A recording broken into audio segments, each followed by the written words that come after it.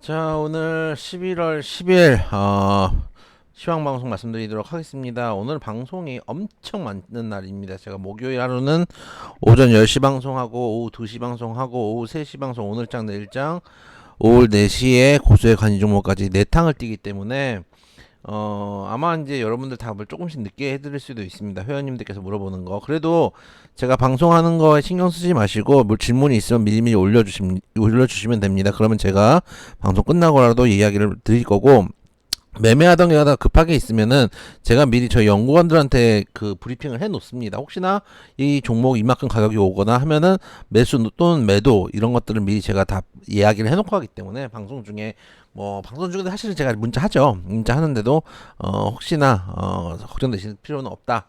그리고 궁금하신 것도 바로바로 올려주시면 좋겠다. 요즘 그 이데일리뿐만 아니라 마찬가지입니다. 뭐 증권사에서도 그렇고, 제가 오늘인가 어제인가 뉴스를 봤는데 그 주식시장이 요즘 왜 이렇게 좋은가 이해할 수 없다 이런 기사가 나오더라고요. 지금 기사 야마가 생각이 안 나는데 어... 이해할 수 없는 주식 상승이었나요? 그렇게 뉴스가 나왔더라고요. 그거 보면서 그 뉴스를 저는 이해를 못 하겠어요. 그러니까 뉴스는 뭐냐면은 이런 뉴스도 있네요. 주식 올라가네, 악재 악재 악재, 공포 비웃은 기묘한 반전, 막 이런 뉴스도 있습니다. 이거는 반대로 얘기하면 뭐냐면은, 저는 여러분들께 계속 상방을 말씀을 드렸잖아요. 여기서 환율이 다른 나라에 비해서 너무 급하게 올라왔고, 우리나라 현재 PBR 수준을 보면은 리먼의 바닥권이고 어쩌고저쩌고 나름대로 근거를 말씀드리면서 말씀을 드렸었고, 한데 사실은 생각보다 많은 사람들이 그 바닥권에서 추가 하락을 생각하셨던 분들도 있고, 이데일리 내에서도 그런 전문가들이 사실 많이 있었던 것 같아요. 그러다 보니까 방송을 할 때 어제까지만 해도 하락한다고 얘기한 사람이 오늘 지금 장이 많이 황성하고 있잖아요. 외국인이 5조 넘게 샀잖아요. 이거를 대응하기가 힘든 부분들이 있는 것 같아요. 그래서 어쩔 수 없이 방송이 계속 늘어납니다. 그런 부분들 있는데 제가 연구원들과 같이 매매를 하기 때문에 혹시 어려운 것도 있으면은 매매는 제가 이제 미리미리 예약을 연구원한테 해놓고, 또 궁금한 것도 있으면 미리 올려주시면 제가 방송 끝나고라도 보니까 걱정하지 마시라 말씀을 드리고, 여러분들이 쓰시는 전문가가 가장 그래도 이 바닥에서 실력이 있는 전문가이기 때문에, 방송이 느는 건 느는 이유, 제가 늘리고 싶어서 늘리는 게 아닙니다. 좀 쉬고 싶어요. 너무 많아요. 그렇지만 어쩔 수 없이 하고 있다 라는 양해의 말씀을 좀 드리도록 하겠습니다. 특히 목요일은요. 자, 오늘 특이점이 좀 있습니다. 일단 오늘 좀 빠진 건 빠진 건데, 사실 미국 시장이 빠진 거에 비하면 사실 귀엽죠. 이 정도는 뭐, 어제 나스닥이 2.48% 빠지고 다우가 2% 빠진 거에 비하면 우리나라 시장 별로 빠진 것도 아닙니다. 최근에 또 많이 올라오기도 했습니다. 이유는 제가 계속 말씀드렸죠. 환율이 다른 나라보다 강하게 올라왔는데, 사실 정부에서 대응을 해줬으면은 이 정도까지 시장이 망가지지 않았을 텐데, 너무 망가졌다 보니까 정부에서 대응을 안 했던 거죠. 너무 망가졌다 보니까 오히려 그게 외국인들의 먹잇감이 된 거다. 올라가는 거, 지금 외국인 수급 물론 저는 올라간다고 생각을 했지만 좋아할 게 아닙니다. 원래 이까지 빠질 게 아니었어요. 제가 원래 예상했던 2300대에서 제가 2350까지 말씀드렸죠. 2250까지 말씀드렸죠. 2250대에서 브레이크가 잡혔어야 되는 게 맞습니다. 그게 맞는데 정부에서 너무 관심이 없었어요. 일본 정부처럼 환율 환개입이라서 환방어라도 했으면, 혹은 10월 달에 약속했던 대로 증환펀드라도 개정했으면은, 공매도 금지라도 했으면, 일시적 조치라도 했으면, 증투세 지금 계속 문제가 되고 있는데 증투세라도 유예했으면, 모든 이 약속했던 것 중에 한 개라도 나왔으면은 이까지 내려올 일이 없었습니다. 근데 언더슈팅이 나오다 보니까 다들 이제 하방 베팅을 합니다. 주식이라는 거는 추세가 꺾이고 차트도 중요합니다만은, 차트만으로 주식을 하는 건 아닙니다. 주식의 절대적인 가치라는 것이 존재합니다. 그게 코인과 다른 점이라고 생각합니다. 근데 주식 하다 보면은 많은 분들, 특히 전문가들도 그런 사람들이 많이 있죠. 차트만 보는 사람들이 있고, 또 반면에 주식만 보는 사람들도 있습니다. 그게 둘 다 좋은 건 아닙니다. 양쪽을 다 봐야지 그제서야 돈이 된다라는 측면도 우리가 좀 생각을 해볼 필요가 있다는 말씀을 드리고 싶고, 그래서 어쨌든 동시효과 보면 제가 항상 말씀드린 주황색 선 외국인이죠. 녹색 선 기관입니다. 파란색 선 개인입니다. 이거는 제가 보려고 띄워놓은 금융투자인데 금융투자 지워볼게요. 지워보다니까 마지막 동시효과에서 외국인이 2,200억까지 매도를 칩니다. 그러면 우리가 어떻게 생각합니까? 개인들 또 기관들 특히 기관들이 처음에 사다가 아 이게 아닌가? 하고 팔기 시작합니다. 개인들은 이제 제 생각에는 개인들이 조금 사긴 했는데 기존에 있던 개인들보다는 신규로 들어온 개인들이 좀 있죠. 그런 분들이 좀 용기를 내는 거죠. 사실 근데 매도한 거에 비하면은 매수 폭이 아주 미미한 겁니다. 매도를 지금 5조를 넘겠는데 2천억 이게 뭡니까? 뭐에 쓴다고요? 근데 기관이 외국인 눈치 싹 보면서 사다가 아닌가 팔다가 마지막에 동시효과 때 동시효과에서 외국인이 훅 하고 들어올립니다. 한 1,000억 정도 들어올리고 기관은 털립니다. 지금 보면 계속 기관이 외국인 눈치를 보고 있는 거죠. 외국인이 지금 보면은 들어온 자금이, 뉴스를 아까 제가 하나 야마를 읽어드렸잖아요.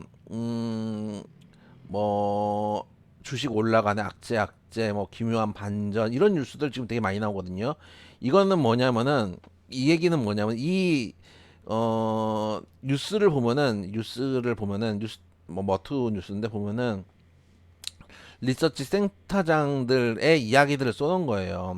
근데 이거는 반대로 생각하면은 리서치 센터자들의 예측도 다 틀렸다는 얘기예요. 근데 이런 뉴스들이 나온다는 얘기는 이제 나도 말 바꾸기를 해야 될 거 아닙니까? 외인이 이만큼 들어왔는데 말을 바꿔야 되는데 바로 말 바꾸긴 좀 그렇고 싹 야마를 깔아놓고 자라를 깔아놓고 그 다음에 이제 말을 바꾸겠다. 그러면 이제 그 더 떨어진다라고 생각해가지고 주식을 숏을 친 사람들 2200에서 매도한 사람들 은 200포인트를 날린 거 아니에요. 마이너스가 난 거 아니에요. 이건 누가 책임집니까? 이게 참 어려운 거예요, 주식이.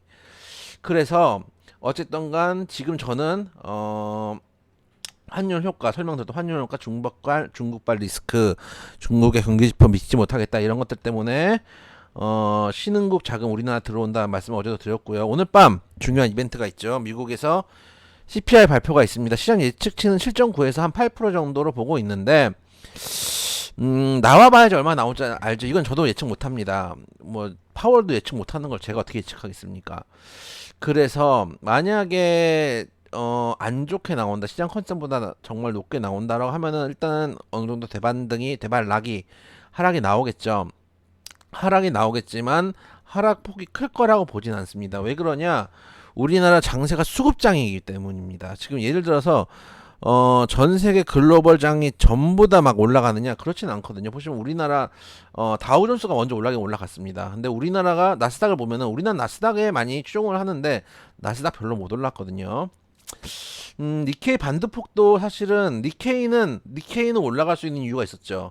나라에서 환방을 해줬잖아요.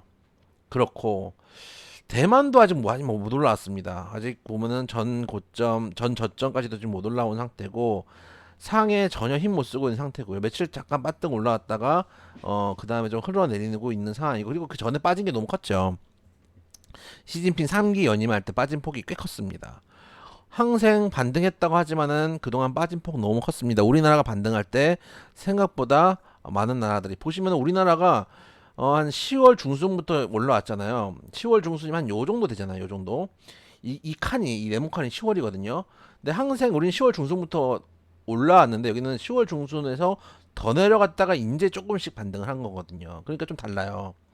우리나라는 지금 10월 중순부터 올라와서 11월에도 올라오고 있는 상황이고 아까 말씀드렸던 항생이나 이런 데들은 내려왔다가 이제 조금씩 반등을 하고 있는 상황이기 때문에 흐름 자체가 좀 다르다라는 말씀을 좀 드리고 싶고 일봉이 또 빠그라졌네요.